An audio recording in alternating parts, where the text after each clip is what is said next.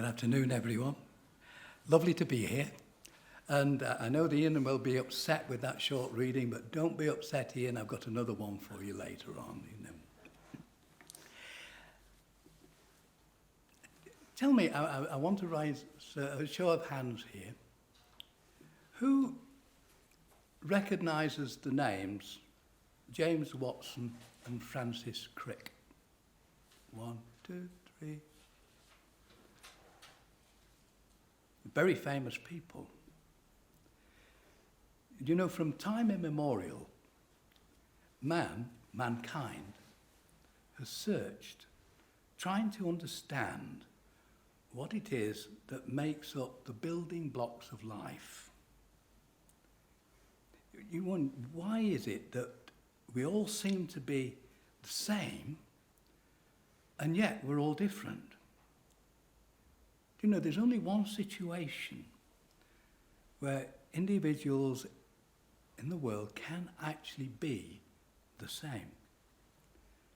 And other than this one situation, which we'll go into, there has never been two people, two individuals from the foundation of the world, other than this one circumstance, that are the same. Similar, yes, but not the same. And Watson and Crick were the final link in a chain of scientists, starting with Frederick Michaux, who in 1869 discovered a substance called nuclein. And then through experiments in the 40s by a team of scientists in the Rockefeller University, they're increasing their knowledge of the building block of life. But it wasn't until Watson and Crick made this crucial advance where they proposed that the molecule of DNA was made up of two chains of nucleotides, paired in such a way to form a double helix, and it's rather like a spiral staircase. And this structure, announced in a very famous paper in Nature magazine of April 1953, explained how this molecule could replicate itself during cell division and enabled organisms to reproduce themselves with absolutely amazing accuracy, except for occasional mutations. The individual building blocks of life. And for this, in 1962, they were awarded the Nobel Prize in Physiology and in Medicine. My wife, as many of you here will know, is an identical twin. That's the one situation where the DNA is the same, because the egg splits, and so everything is the same. And it's just that one occasion. Do you know, when they were younger, you really had a job to identify who was who. They were genetically the same, still are. They had the same DNA. And yet now there are clear differences. When we were young, as you can imagine, they had quite a discussion about who should get me. And Pat lost.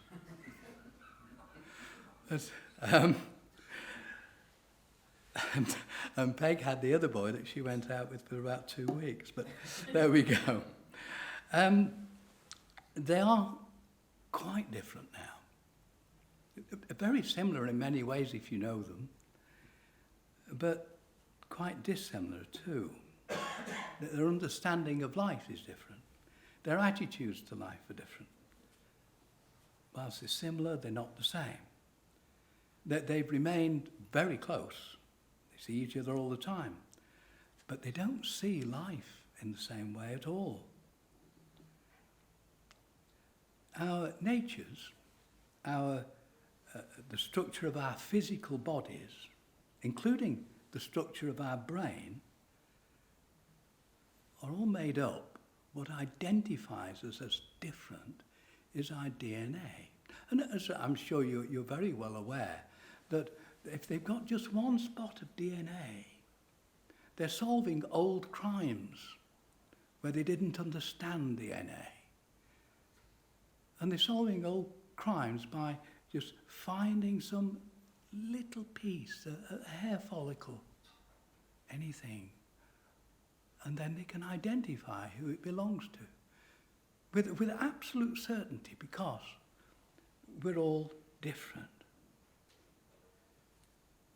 And yet there's far more to our natures than that body. But that body is part of our nature.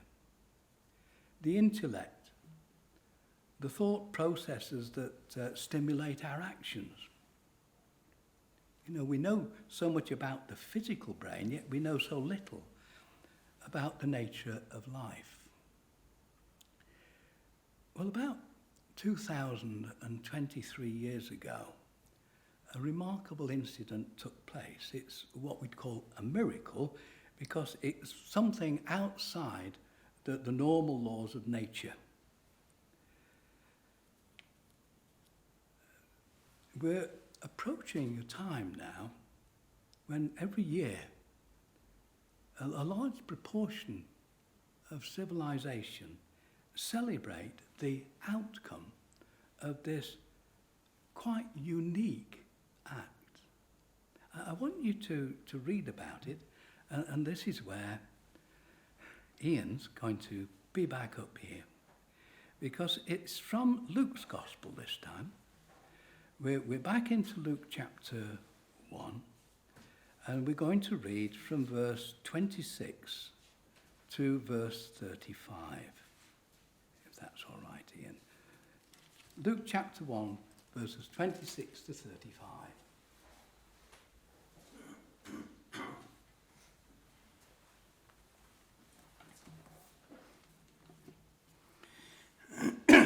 Reading then from Luke chapter 1, verse 26.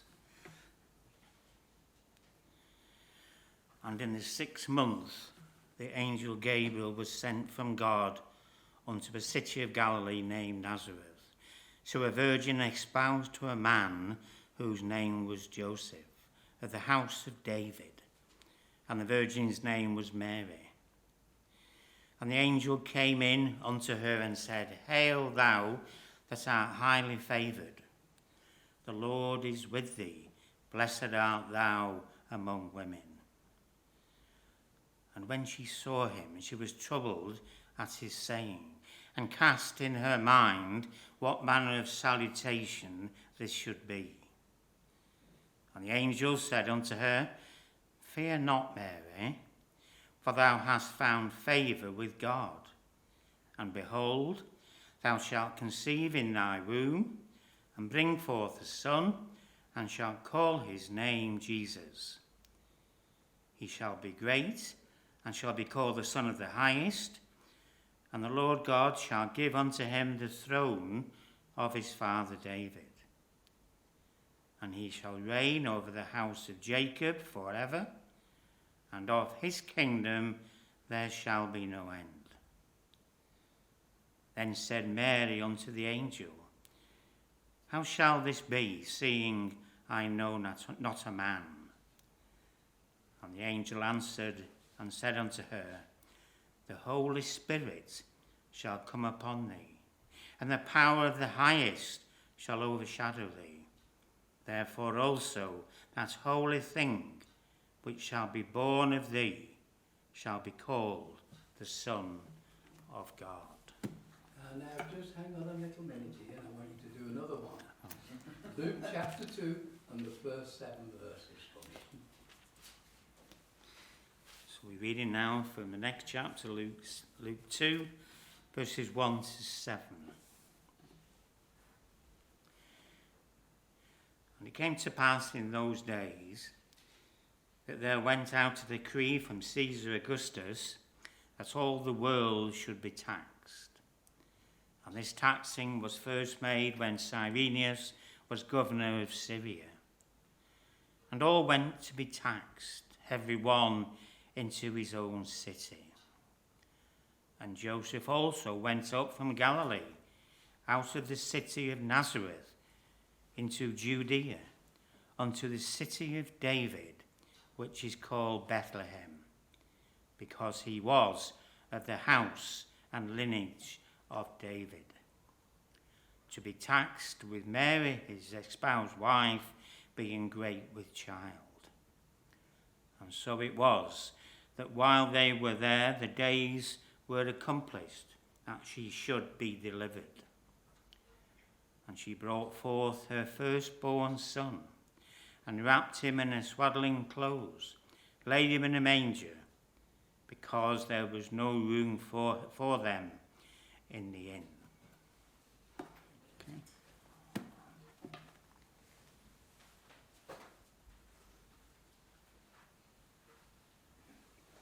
You know, I could see he was waiting there to see if I'd call on him to do another one.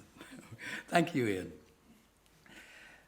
What we're looking at this afternoon is the nature of this quite remarkable human being. We're asking the question, what really happened as Mary,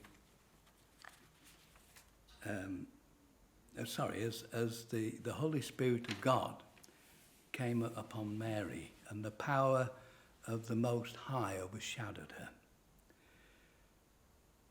This, if you remember that reading, have a look. The angel said this was to be a special child. He would be called the Son of the Highest. He had a very, very special purpose, and that was to receive from God the throne of David, his ancestor. He would be a king forever, and of his kingdom there would be no end. So he was to be a king, a ruler. That was his purpose. And yet there's another purpose too. Do you remember how that reading started off? In verse 26?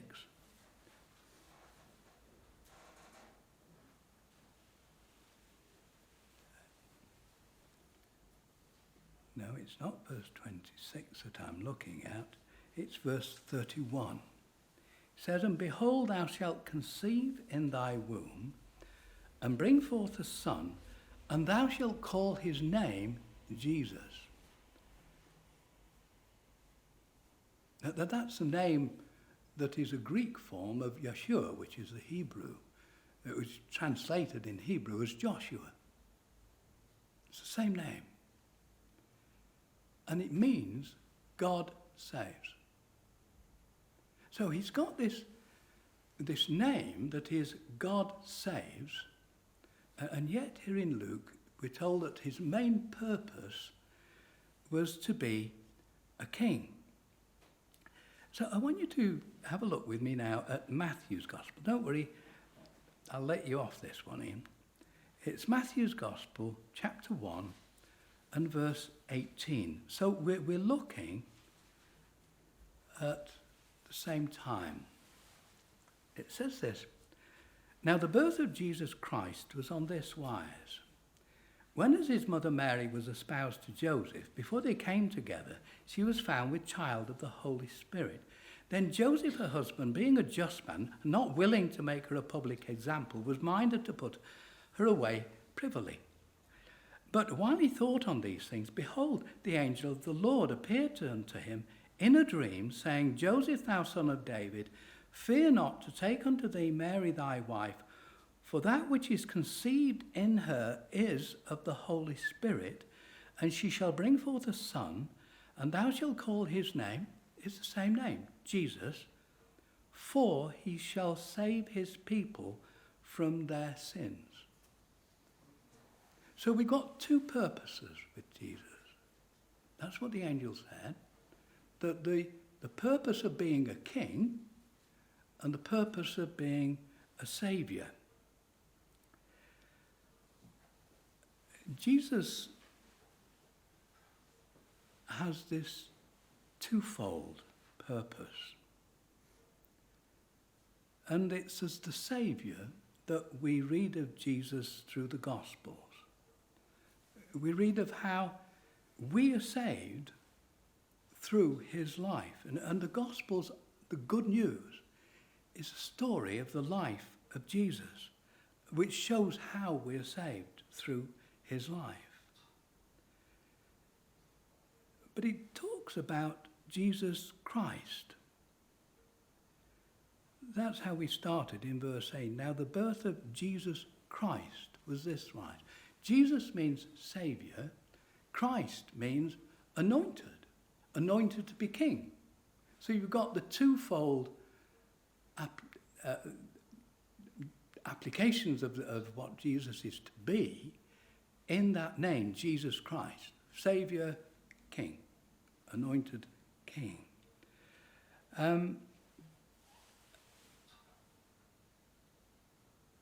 So it was the nature of Jesus. What we're looking at is a baby being born just like we are. He was a baby and he had his own unique DNA, as we all have unique DNA. He was a member of the human race. So he has DNA. Do you know there's a reluctance sometimes to accept the fact that Jesus, the Son of God, was fully a member of the human race. You see, some feel that to think of Jesus as sharing our nature with all its weaknesses is, in a way, to degrade him. And to then cast doubt on his sinlessness. But the Bible is quite adamant that Jesus is a man. It refers to Jesus as a man 30 times in John's Gospel, 14 times in Mark's Gospel, 25 times in Luke's Gospel, 11 times in John. Just have a look with me at Matthew 26.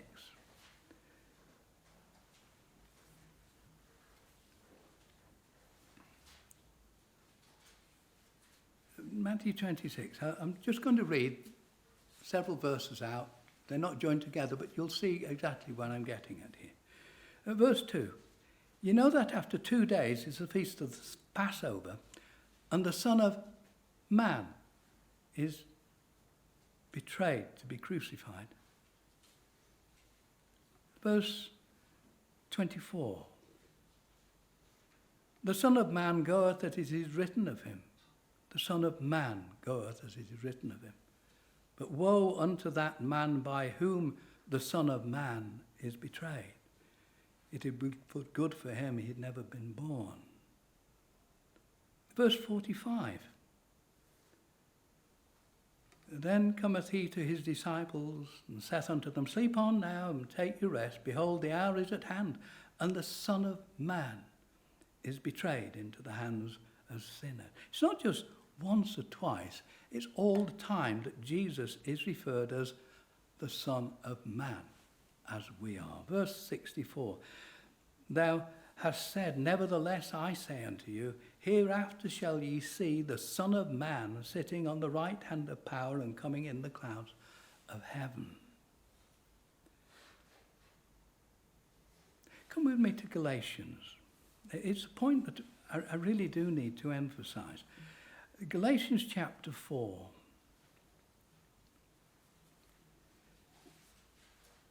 And I'm reading from verse 4. This is Paul writing. But when the fullness of time was come, God sent forth his Son, made of a woman, made under the law. Made of a woman, made under the law, to redeem them that were under the law. We're all under the law of sin and death. He was a human being. with all the weaknesses that we have. All of them. Have a look with me at Hebrews now. Hebrews chapter 4. This is reading from verse 15. For we have not an high priest which cannot be touched with the feelings of our infirmities, but was in all points, every single point, tempted like as we are. All the temptations that you can think you've had, Jesus had.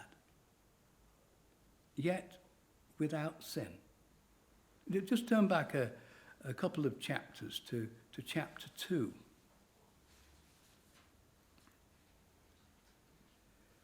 This is verse 17. Wherefore, in all things it behoved him to be made like unto his brethren, that he might be a merciful and faithful high priest in things pertaining to God, to make reconciliation for the sins of the people. He needed to be like you and like me. It was necessary that he was. Because without that, he couldn't be a merciful high priest in things pertaining to God and make reconciliation for us. So Jesus was a human being, all those weaknesses that we have. We've read how Jesus was born. We read how he was laid in a manger, remember. We read in Luke chapter 2 of Jesus. But let's go back to Luke chapter 2 and move a little further down. We're going to get the first words that are recorded that Jesus spoke.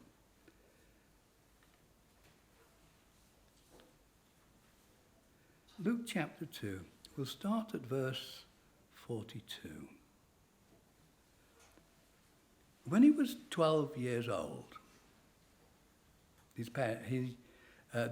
his parents, went up to Jerusalem after the custom of the feast. And when they'd fulfilled the days, as they returned, the child Jesus tarried behind in Jerusalem, and Joseph and his mother knew not of him. But they, supposing him to have been in the company, went a day's journey, and they sought him among their kinsfolk and acquaintance. And when they found him not, they turned back again to Jerusalem, seeking him. It came to pass that after 3 days they'd been hunting. After 3 days, they found him in the temple, sitting in the midst of the doctors, both hearing them and asking them questions. And all that heard him were astonished at his understanding and his answers. And when they saw him, they were amazed. His mother said unto him, Son, why hast thou thus dealt with us? Behold, thy father and I sought thee sorrowing. And he said unto them, first words we have of Jesus, how is it that ye sought me? Wish ye not that I must be about my Father's business? So here we're finding that there's something very different about this 12-year-old child that is very different from other 12-year-old children. He's still a child, and he's a human being. But there's something very special about him. Jesus is learning of his destiny. He's learning of his destiny, his purpose from God's word.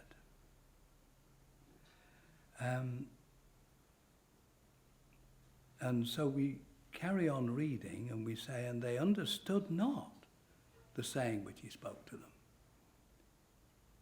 He understood. He knew what he was talking about. They didn't.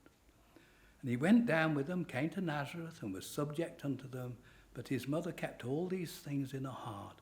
And Jesus increased in wisdom and in stature and in favour with God and man. So his knowledge was growing all the time. His understanding was growing all the time. He was of us, but he was very special. We next hear of Jesus being baptized. So we're now moving to Luke chapter 3. Just reading verses 21. Now when all the people were baptized, it came to pass that Jesus also being baptized and praying, the heaven was opened, and the Holy Spirit descended in a bodily shape like a dove upon him. And a voice came from heaven which said, Thou art my beloved Son, in thee I am well pleased. 18 years have gone by since that incident in the temple, where his parents just didn't understand what he was talking about. He did. And he's grown in stature and in grace and favor with God. And he's now being baptized. He's setting out the beginning of his work, his purpose. This is the start of his purpose. Thou art my beloved Son, in thee I am well pleased. Jesus' knowledge has grown tremendously. He is very special. But he was still a human being. We look at his age. He was 12. He would look 12 because he was 12. He's now 30 or thereabouts. He would look 30. He was a man. What if things had just gone on as normal? Would he look 50 at 50 years old? Would he look 70 at 70 years old? He would age and he would die because he has our nature, and we age and we die. We don't know at what age he would have died, because that wasn't his destiny, to die of old age.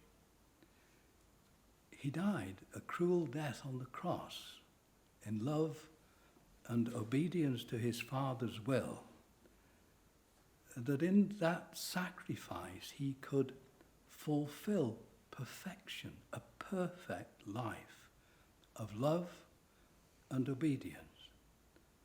And through that perfect life, to open up the way for our salvation to Jesus. God saves. He was tempted very strongly. We've read how he was tempted in every point as we are. Well, he was tempted very strongly to turn back from this destiny. And just have a look with me again. If we go back to Matthew's Gospel and chapter 26.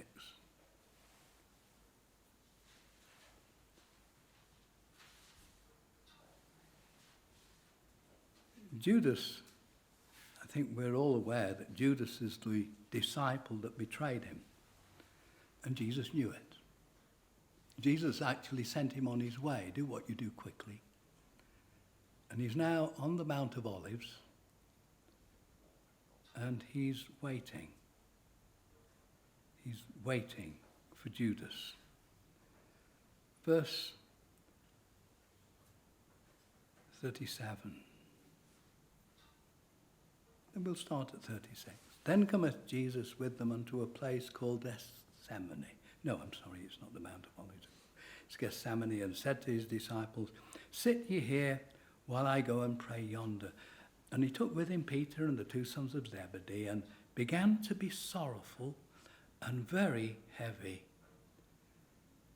Then he said unto them, My soul's exceeding sorrowful, even unto death. Tarry ye here and watch with me. And he went a little further and fell on his face, and he prayed, saying, O my Father, if it be possible, let this cup pass from me. Nevertheless, not as I will, but as thou wilt. And he comes to the disciples and he findeth them asleep, and said to Peter, what, could you not watch with me 1 hour? Watch and pray that ye enter not into temptation. The spirit indeed is willing, but the flesh is weak. He went away again the second time and prayed, saying, O my Father, if this cup may not pass away from me except I drink it, thy will be done. He came and found them asleep again, for their eyes were heavy, and he left them, and he went away and prayed the third time, saying the same words.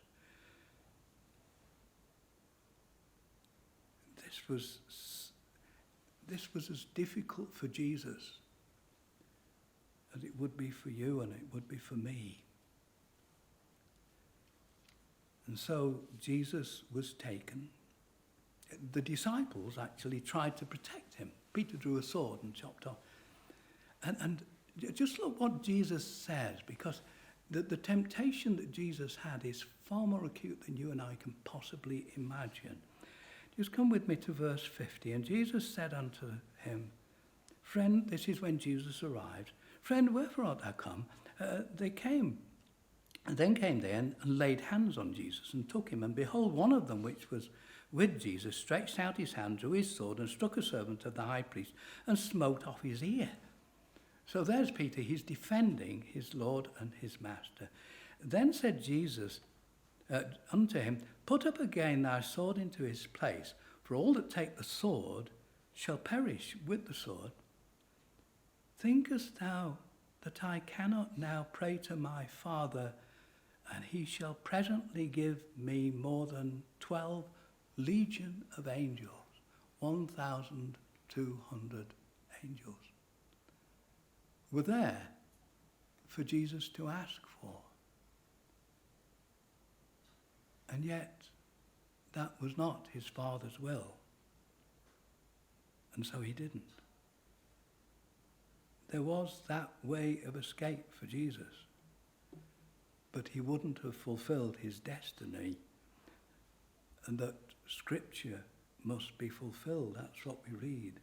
But then, verse 54, but then how then shall the Scriptures be fulfilled that thus it must be?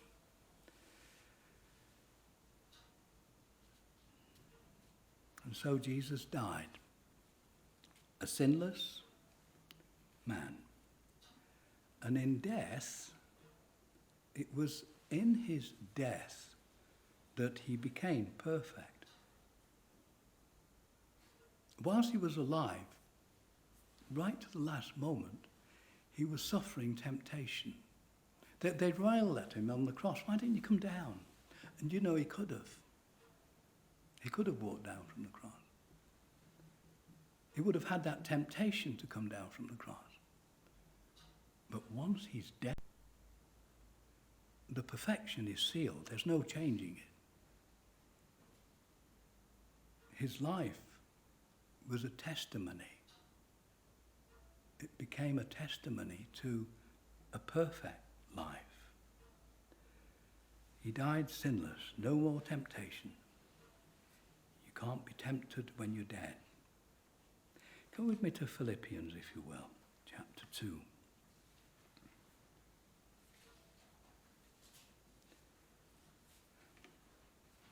Philippians is, I think most of us know, it's written by the Apostle Paul. This is describing Jesus, verse 8.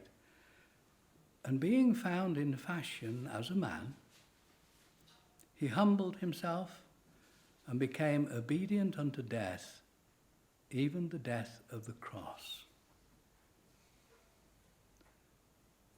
Wherefore God also hath highly exalted him, and given him a name which is above every name, that at the name of Jesus every knee should bow, of things in heaven, things in earth, things under the earth, and that every tongue should confess that Jesus Christ is Lord, to the glory of God. It's all to the glory of God. That's how Jesus lived his life, to the glory of God. This is, have a look at Acts chapter 2 with me now. This is the Apostle Peter on the first preaching effort after Jesus has ascension into heaven. The disciples, they're now apostles, they've received the power of the Holy Spirit, that the same Spirit that Jesus had at his baptism. And in part of his address is this, verse 23, and him, this is Jesus, being delivered by the determinate counsel and foreknowledge of God. So what Jesus was saying, that it was the purpose of God, is quite true. It was the purpose of God, ye have taken, and by wicked hands have crucified and slain, whom God hath raised up, having loosed the pains of death, because it was not possible that he should be holden of it. Why was it wrong? Why was it not possible that the grave should hold Jesus? He was a man. Why was it not possible, he said?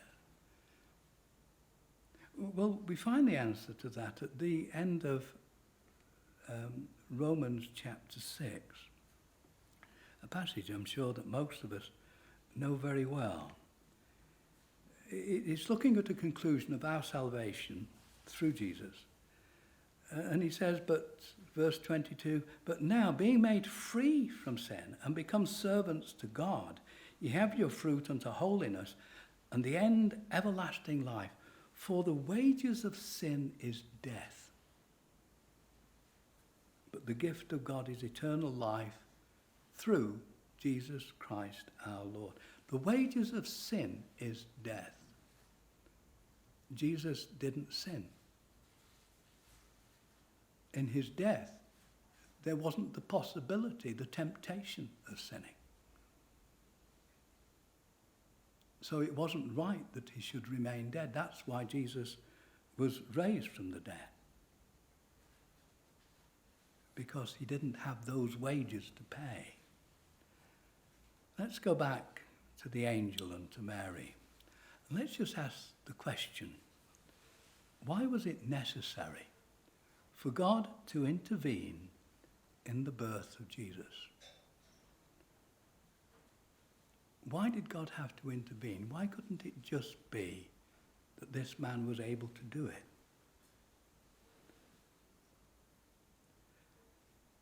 What did God do that made Jesus so different from you and me?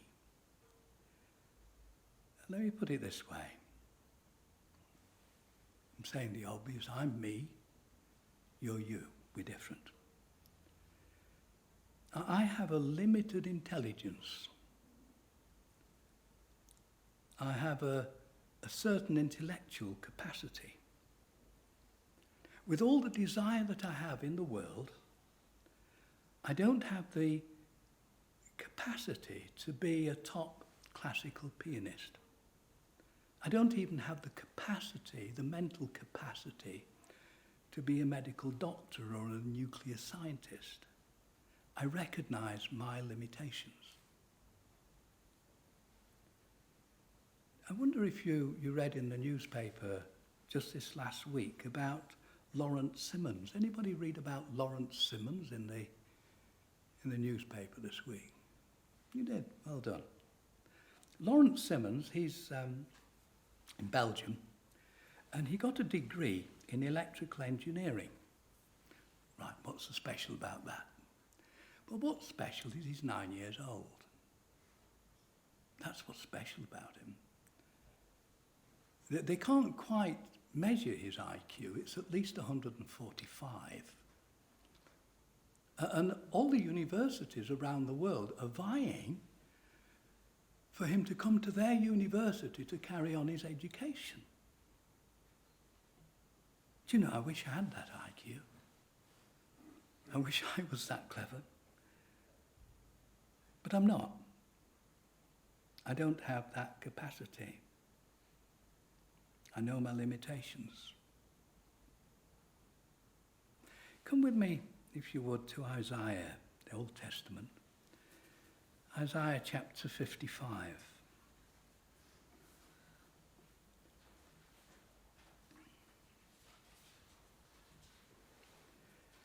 I'm reading from verse 7.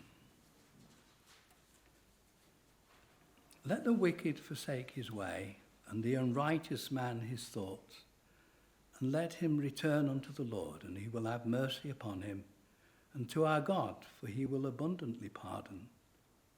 For my thoughts are not your thoughts, neither are your ways my ways, saith the Lord. For as the heavens are higher than the earth, so are my ways higher than your ways, and my thoughts than your thoughts. Jesus had a very different mind to you and to me. He could understand God's thoughts. He could fathom God's ways. He was human. He could have chosen to set all that aside and to live in the world as a normal person. That was a temptation. But he didn't. He chose to go God's way. You know, one of Jesus' disciples, Philip, asked Jesus something. Let's have a look at it. It's in John chapter 14.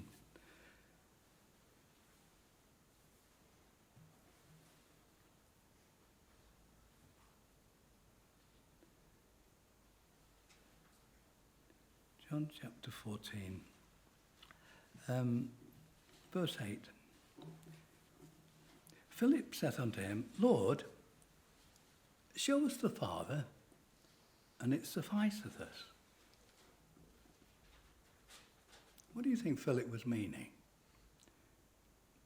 Do you think he was saying, Jesus, could you, this sounds so irreverent, could you conjure up God from somewhere so that we can look on him and see what he's like? He wasn't saying that at all. All the Jews knew that from their Old Testament, no man can see God and live. What's he saying? Lord, show us the Father. What's God really like? What is he like? Show us what God's like. Have a look at Jesus' reply. Have I been so long time with you, and you, yet thou hast not known me, Philip? He that has seen me has seen the Father. How sayest thou then, show us the Father? I am like the Father. My thoughts are his thoughts. My ways are his ways. In me, you see the Father. We talk in a religious sense. The phrase is God manifestation. This is what we're talking about. That Jesus was the same thoughts, the same ways as God, even in this body of sin that we all have, of temptation and selfishness. Jesus had that. Show us the Father. Can you remember the first reading that we had? It was from John's Gospel, chapter 1. The reason I had that reading is that it's a passage of Scripture that many people view in an entirely wrong way. We're looking still at Jesus' birth, in a sense, but it's in a different way. You see, it's thought by many people to show that Jesus actually wasn't human. But really what he was God hiding in a human body. In fact, at that time, the time that our Bibles were translated, the version I'm using, if I had thought anything but that, that it was God hiding in a human body, I would have suffered such persecution. I would have suffered death for just thinking that. It was very dangerous to think anything but what is commonly called now the Trinity. Your life was forfeit if you thought anything but that Jesus was God. And John 1, this little section is translated in such a way to imply that belief. So I want us to examine these verses with you to show what John actually is saying and to us, of what John is trying to show. First of all, there's three things I want to just bring to your attention. The first one is that capital W on the beginning of word isn't there. There is no capital W. That's been put in by our translators. The second thing I want to point out to you is the Greek. There is no male and there's no female. It's always it, and whether it's male, female, or it is bound up with the context of what you're reading. The other thing is that there's no apostrophe. You know, like we'll say, Michael's shoe, with an apostrophe S. In Greek it would be Michael's shoe, and you would, from the context, put the apostrophe in. It's all down to context. So let's just have a little read of John chapter 1 again. In the beginning was the Word, and the Word was with God, and the Word was God's. The same was in the beginning with God. All things were made by it, and without it was not anything made that was made. In it was life, and the life was the light of men. And the light shined in darkness, and the darkness comprehended it not. That reading is just as accurate as what's written there. It's a different context. And what we're actually thinking is, well, what's the Word? It all bears down to, what is John meaning here? In the beginning was the Word. Is the Word a person? Is it a thing? Is it an idea? What's the Word? Now, you can get many people that will try to explain what they mean or what they think this means by word. What I want to do is not to tell you what I think it says. I want to show you what John thinks it says.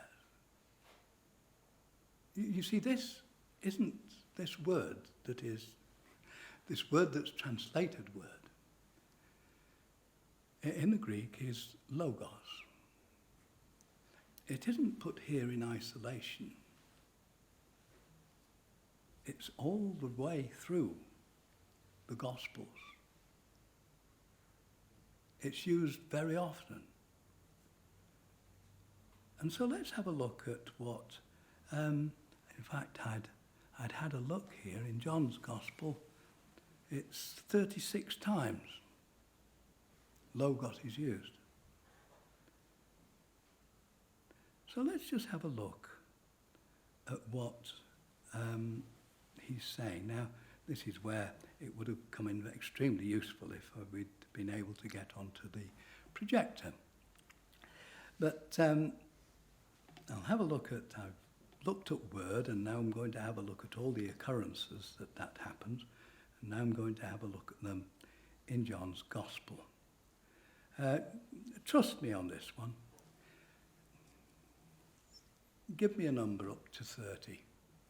Nikki? 7. Okay. 1, 2, 3, 4, 5, 6, 7. John chapter 4, verse 15. Jesus said unto him, Go thy way, thy son liveth. And the man believed the word that Jesus had spoken unto him, and he went his way. That's Logos. He believed the word. And he won't, Andrew, give us a number. 10. Do you know, I've looked up, so I've lost that one. Let me have it. 1, 2, 3, 4, 5, 6, 7, 8, 9, 10. This is John 6, verse 60. Many, therefore, of his disciples, when they had heard this, said, This is a hard saying. Who can hear it? Where's Logos there? Saying. It's saying. There's nothing special about the word. It just means word or saying. So let's just go back to John again. In the beginning was the saying, and the saying was with God, and the saying was God. The saying was in the beginning with God. All things were made by it, and without it was not anything made. Saying. It's also translated purpose. God had a purpose right from the very beginning. Let's have a little look at Genesis finally. Genesis chapter 1. This is all about creation.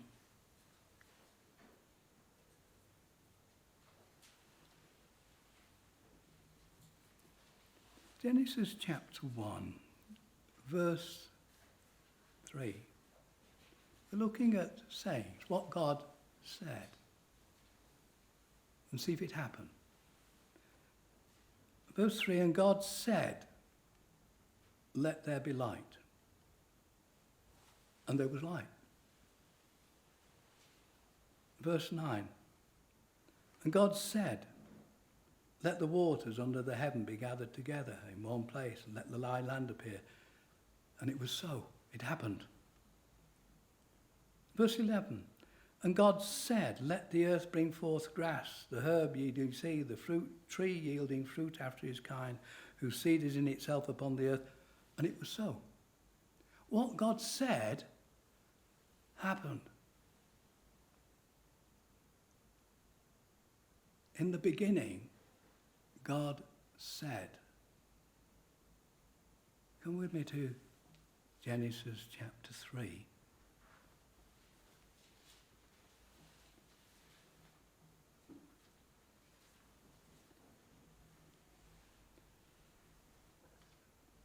They've been told, Adam's been told not to eat of the tree of knowledge of good and evil. He's told his wife, because he was told before she was created, you must not eat of that tree.